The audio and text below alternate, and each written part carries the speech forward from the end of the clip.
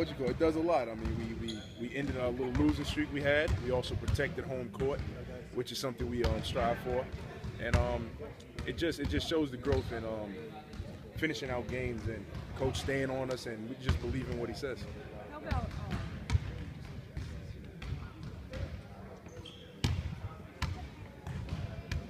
getting back to a good defensive effort against Boston?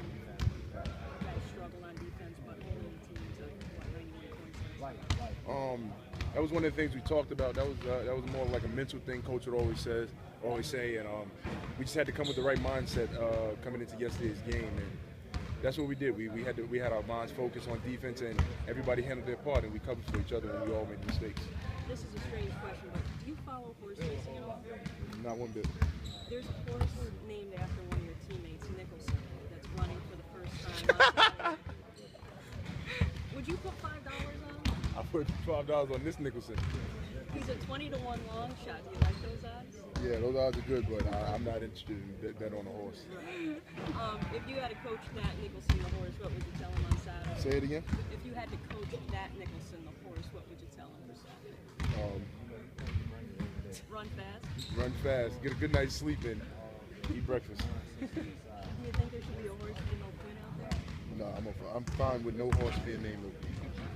With that small lineup that the Bucks had last night, you guys had to go really small too. How did you like being, the sole big man on the floor for the Magic last night? Oh, it was good. It was good to get out there with those guys. I mean, in practice, we practice with small lineups sometimes, and with the injuries we have, we've seen those lineups before, just in pickup games, situation games, and it was fun to be out there. You like the voice to those guys, and you're pretty much playing off those guys. So you're playing out with four guys that can get you the ball, and you're just there in the back line, just helping out those guys. So it's like a fun little role. At halftime, was there any message said? You guys were down, you guys trailed by 19 points at one point. Did anybody say anything to kind of pump you guys up? Nobody in particular said anything, but we all knew that we got ourselves in that hole and a half. We could get ourselves out of that hole in a half. So we all went in and we stopped saying our usual together, and we 1-2-3 defense. So it just put it in everybody's mind every time out. Every chance we got to gather together, just defense is what we have to do to get back in this game, and that's what we did. A lot of people said Ronnie came out with a lot of energy last night, but what about Afflalo? I mean, a career high 36. Talk about him and his performance and his energy on there last night. Oh, he got himself going with some threes, and we see Aaron score a lot. He scores a lot every night almost, and last night was it was a good game for us and good game for himself. And as a team, we wanted to get the win because it looks that much better. As far as Ronnie, you applaud a guy like that because, as Coach says, he probably didn't expect to play that much tonight, and he came in as if he was all in the plans, and he really handled that role well, and that was just like a little note to us young guys. Always be ready. What about Aaron? Last night he said he felt a lot of pressure last year, and this year he feels a lot more comfortable.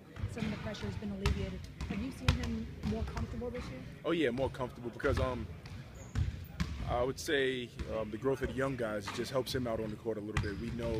We know a little bit to do more. As last year, we didn't know what to do really. He was just the only brains on the court at sometimes, and he would have to try to do everything for us. So this year, I think he's getting a little help, and it's making him more comfortable.